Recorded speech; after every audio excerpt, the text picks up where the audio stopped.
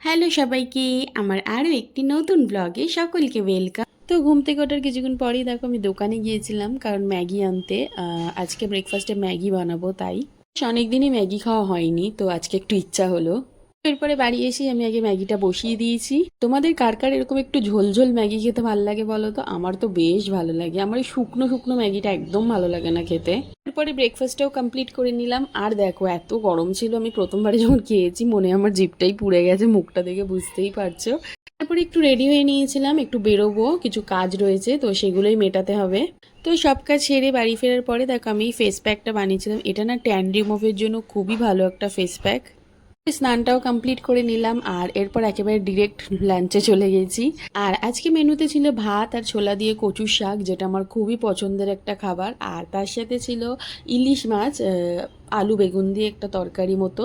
এরপরে আর সন্ধ্যা থেকে কোনো রকম ক্লিপ নেওয়া হয়নি, তো আমি রাত্রিবেলা এগ তরকা বানিয়েছিলাম। তরকাটা কিন্তু বেশ ভালোই বানায়, সেটা চিকেন তরকা হোক বা এগ তরকা যেটাই হোক। পরে এই যে আমাদের তরকাটাও কমপ্লিট হয়ে গেছে, পরে ডিনারটাও কমপ্লিট করে নিলাম। আর তরকার সাথে রুটি করেছিল মা। তো চলো আজকের ভিডিওটা এই অবধি। ভিডিওটা ভালো লাগলে অবশ্যই লাইক কমেন্ট এন্ড শেয়ার করে দিও। বাই।